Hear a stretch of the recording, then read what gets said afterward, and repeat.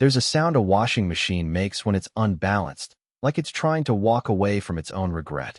That's the noise mine was making at 2:13 a.m. on a Wednesday, and I didn't stop it.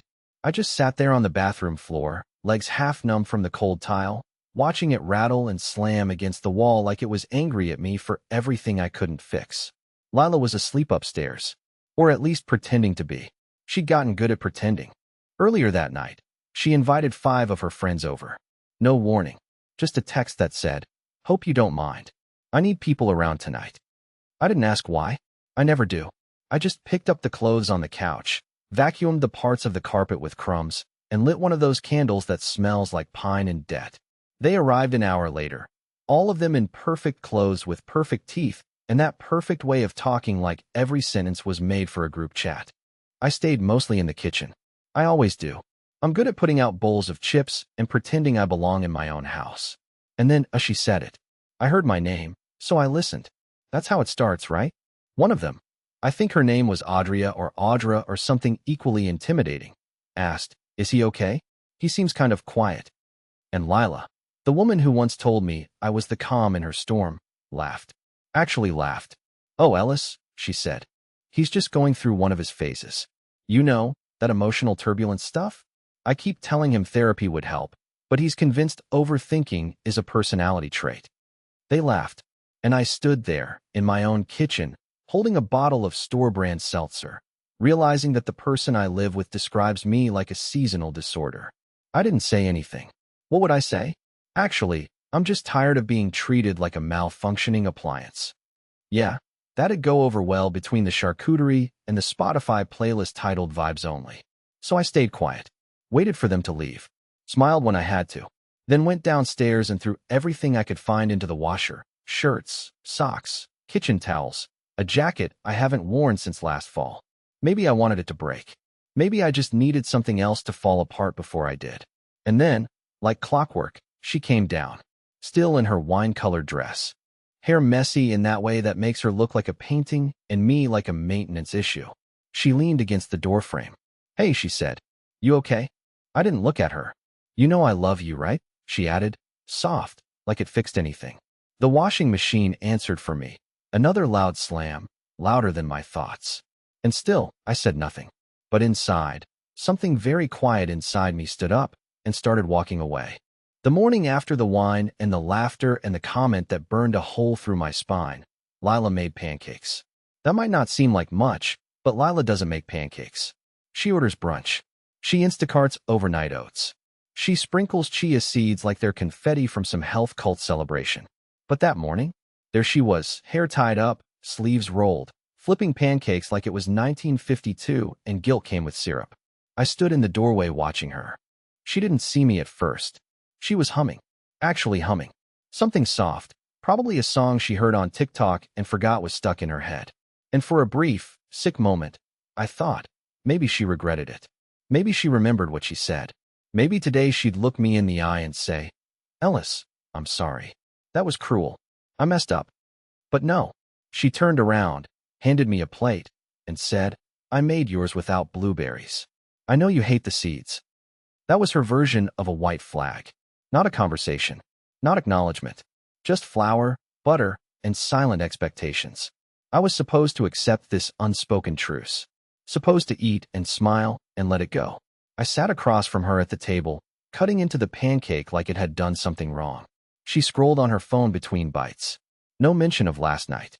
No hey, about what I said. Nothing. And then, casually, as if she were commenting on the weather, Brenna texted me. "She thought you were sweet. Said you have mysterious poet energy. You should feel flattered." That hit harder than it should have.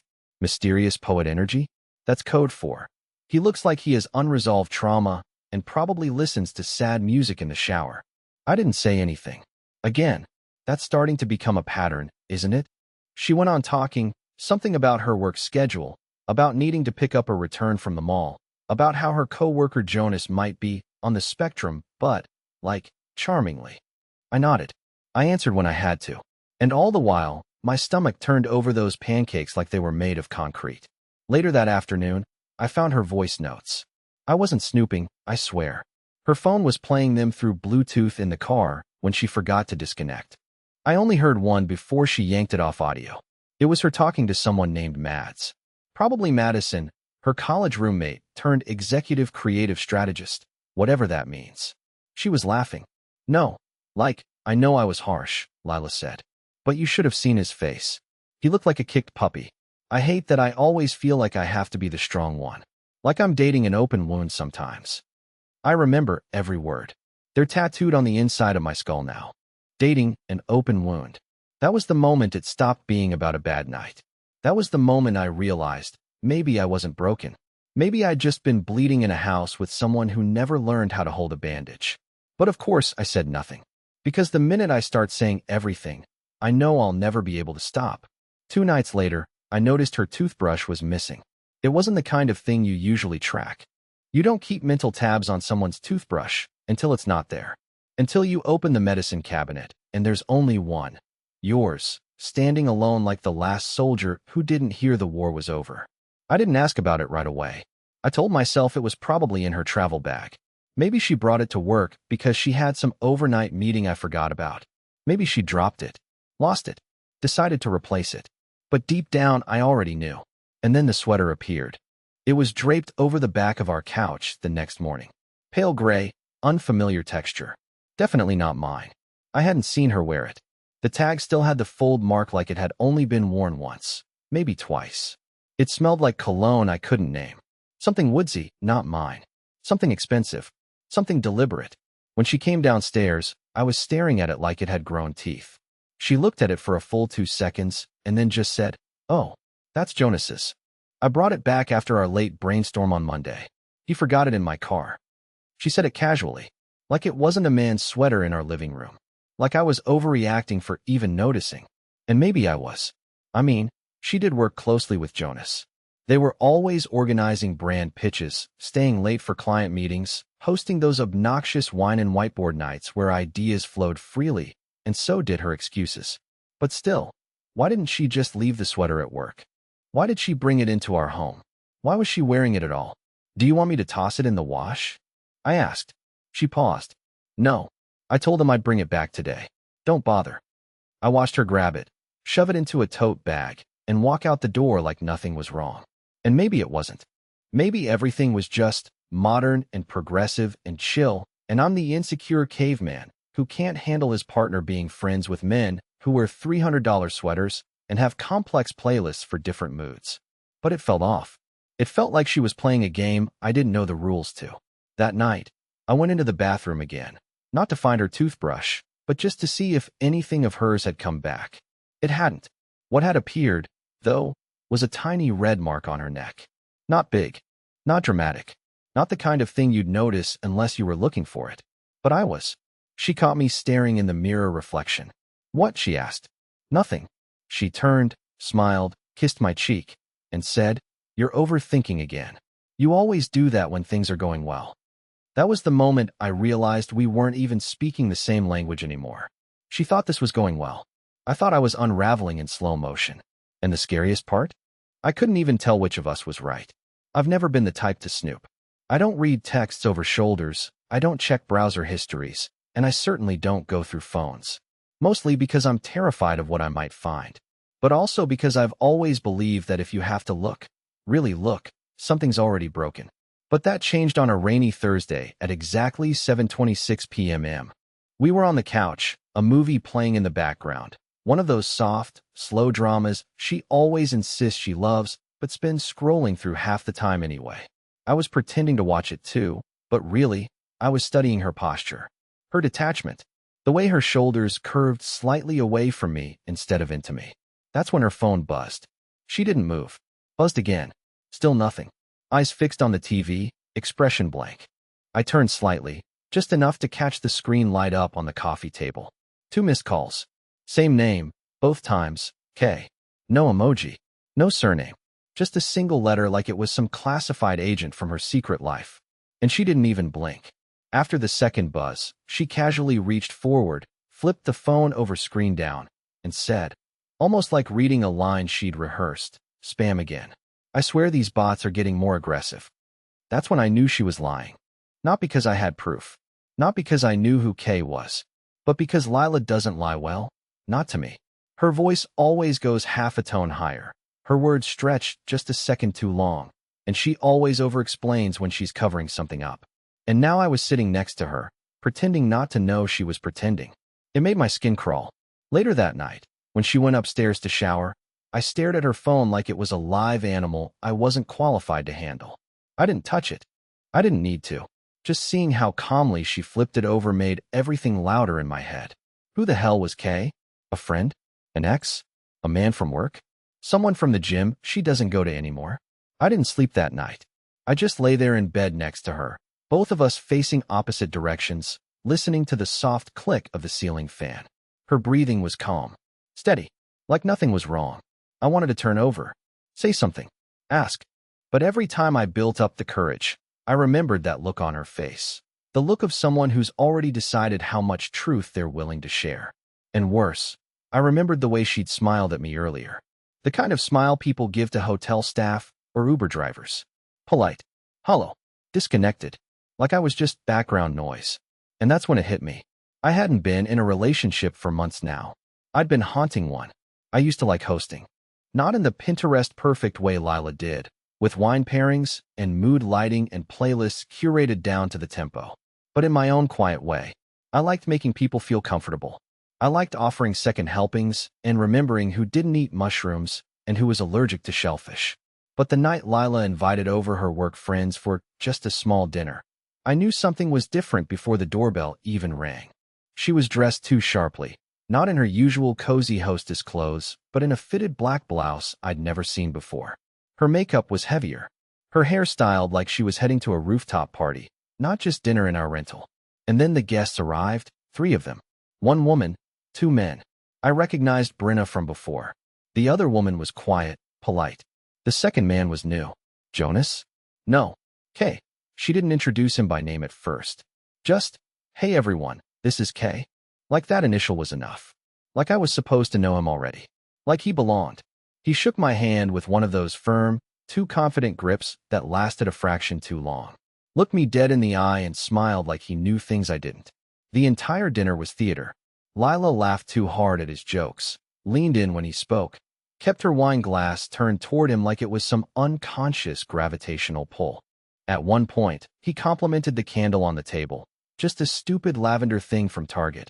And she said, "Oh yeah, I thought you'd like that scent," then immediately covered her mouth and laughed like she'd tripped over a secret. I wasn't imagining it. The room shifted. Every time I tried to join a conversation, it was like someone lowered the volume. No one looked at me for long. Kay asked me one question all night, something vague about, "What kind of work do you do again?" And when I answered, he nodded like I was an assistant in my own story. I felt invisible in my own kitchen. The worst moment came after dessert. People were getting ready to leave. Brenna hugged me. The quiet woman thanked me. Kay didn't shake my hand again. Instead, he just gave Lila a long look. Not a romantic one, not overt, just knowing. And she gave it back. Later, when I asked her who he really was, she shrugged. "Just a friend. You always get weird when I have guy friends.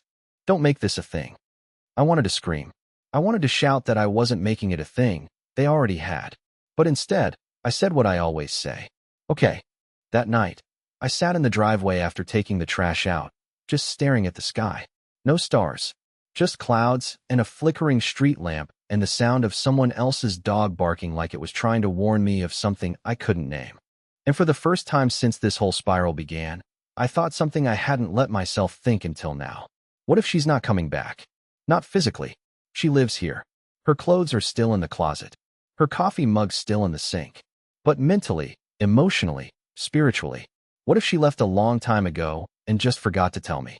The silence between us started to feel like another person living in the house. It had habits, moods, routines. It woke up with us, sat at the table during breakfast, followed us through the hallway at night. We didn't talk about it. We just worked around it, like roommates avoiding eye contact after a fight no one remembers starting. Then came the night she slipped. It was one of those evenings where the air itself felt restless. I had finished work early, came home, and decided to cook, something I hadn't done in weeks. Nothing fancy, just roasted chicken, potatoes, and garlic bread, the kind of meal that used to make her smile and call me domestically underrated. I didn't tell her I was cooking. I wanted it to be a small surprise, a gesture that maybe could cut through the fog that had settled over us. When she walked in, she froze at the doorway, keys still in hand, eyes darting from the table to me like I'd committed a crime by trying. "You're home early," she said, her voice flat. "So are you," I replied. She blinked, just 1 second too long, and then smiled the kind of smile you wear when you're late to your own excuse. "Yeah, Jonas canceled the late meeting," she said, tossing her bag on the couch. Something came up. I nodded and tried to keep my face steady, but her phone betrayed her before she even sat down. It buzzed once, lighting up the counter where she'd left it.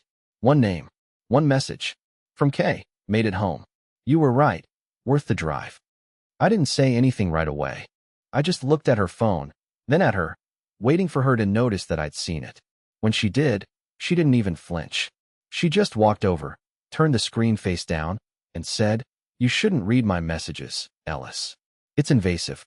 "I didn't read it," I said quietly. "You left it right there." "Then stop staring at it like it means something," she shot back, her tone cutting sharp enough to make the air itself tense. We stood there, inches apart, the smell of garlic and rosemary between us, both pretending we weren't already at the edge of something we couldn't fix. "Finally," I said, "you told me Jonas canceled. So who was worth the drive?" She didn't even try this time. No fake laugh, no soft charm. Just that slow, deliberate exhale people do when they're calculating which version of the truth will hurt least. "I don't need to justify every minute of my day to you," she said. "You're not my parole officer." That one hurt. She walked past me, grabbed a plate, and began eating like we hadn't just ripped another layer off whatever this thing was between us. I sat across from her, trying to taste food that suddenly felt like ash. She talked about something trivial, her coworker's new apartment, the traffic downtown, how the weather app kept lying about rain, and I just nodded. Every nod felt like another quiet betrayal of myself. After dinner, she went upstairs without a word.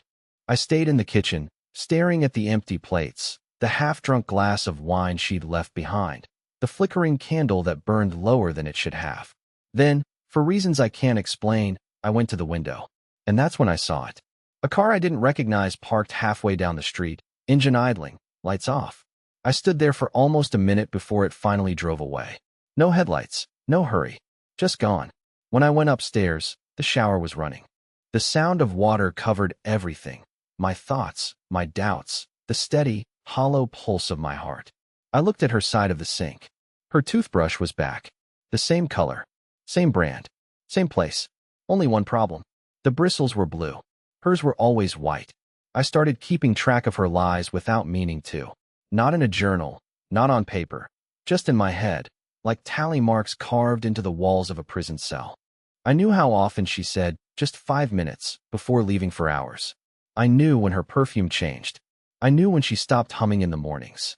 But what I didn't know, what I couldn't admit to myself, was how much of me had started to disappear inside the silence she left behind. It was a Sunday evening when it finally cracked. She was upstairs on a video call, laughing, not the tight, professional laugh I'd gotten used to hearing, but that wild, unfiltered kind she used to have years ago, back when we still stayed up until 2 a.m., just talking about nothing. That laugh hit me like a punch. I hadn't heard it directed at me in months. I tried not to listen, I really did. But the sound carried through the air vent. Her voice dropped to a whisper, low and playful, the kind of tone you use when you're sharing something just for one person. And then his voice. A man's voice. I couldn't make out words, only the rhythm of it, low and steady, the kind of voice that doesn't rush because it knows it's being listened to. I felt sick. My hands started shaking.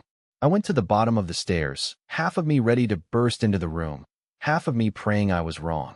I stood there until the call ended, the silence returning heavier than before. When she came down later, she looked radiant, lighter, somehow. She had that post-laughter glow, the kind of warmth people get after saying things they shouldn't but wanted to. She saw me sitting at the table, laptop open but untouched, and smiled faintly like she'd walked into an ordinary evening. "Hey," she said. "You want to watch something?" My throat was dry. I just said, "Who were you talking to?" She blinked, tilted her head slightly, as if confused by the question. "Work." "Why?" "Work doesn't make you laugh like that," I said quietly. "And work doesn't call you Lyle." Her face changed instantly. Not guilt, not panic, just that tired expression she gets when she thinks I'm making life harder than it has to be. Ellis, she said, calm but cold. You're hearing things. This obsession of yours, it's getting unhealthy. You need to talk to someone. You twist everything. The way she said obsession hit me harder than anything else. Like I was the problem. Like my pain was some kind of hobby I refused to quit. She walked past me, grabbed a throw blanket from the couch, and curled up with her phone. The same phone that had the letter K burned into my brain. A few minutes later, a new sound joined the room. A single buzz, then another. She smiled at the screen, thumb flicking lightly, her face illuminated by a glow I wasn't part of. That's when I did it. I know I shouldn't have, but I couldn't stop myself. I opened the drawer under the router, where the small smart speaker hub sat. The one we bought last year, the one connected to the living room mic. It had a memory log, a feature she didn't know about. A recording buffer of recent voice activity. I played it back with my headphones on, heartbeat pounding in my throat. The audio was short, 10 seconds, maybe. Just her voice, crystal clear. She said, "You shouldn't call me when he's here." Then a man laughed softly and answered, "You like it when I do." The recording ended. I sat there frozen, every muscle tight enough to snap. Upstairs, she moved across the floor, humming again. The same tune she used to hum when she cooked on Sunday mornings. It should have been comforting. But now, it just sounded like a stranger living in my house, rehearsing for a role I didn't know existed. And for the first time since this began, I wasn't angry. I wasn't heartbroken. I was terrified, not of losing her, but of realizing how long she'd already been gone. The house felt heavier the next morning. Not haunted, just quiet in that specific way you notice when something has permanently shifted. Like when a storm passes, but the air still tastes electric. Lila was still asleep upstairs. Or pretending to be. I didn't care. I didn't wake her. Instead, I made coffee. The real kind. Not the pod machine garbage she liked, but the French press she gave me for our second anniversary and never learned to use. I brewed it slowly, methodically, the way I used to before I started rushing through my own mornings. I let it steep too long on purpose. I liked the bitterness. It matched the tone of the last 6 months of my life.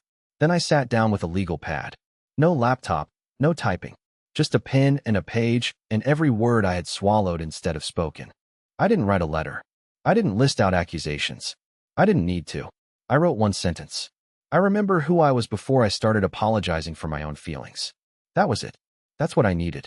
That was the version of me I was going to resurrect. The one who used to like soft music and thunderstorms in bookstores with crooked shelves. The version who made Sunday breakfast and laughed at his own bad jokes and didn't carry shame like a second spine. By the time she came downstairs, I was already dressed. Bag packed. Keys in my hand. She rubbed her eyes like a child caught napping past curfew and said, "Where are you going?"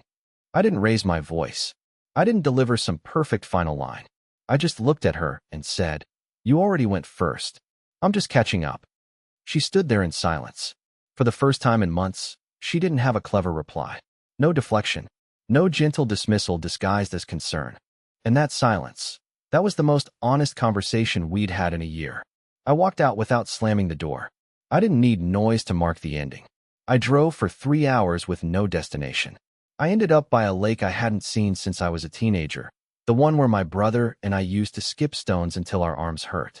I sat on the hood of the car with my coffee and listened to nothing. No gaslighting. No second-guessing. No turning myself inside out to make someone else comfortable. Just wind, water, birds in the distance. And finally, the feeling I hadn't tasted in so long I forgot it had a name. Peace.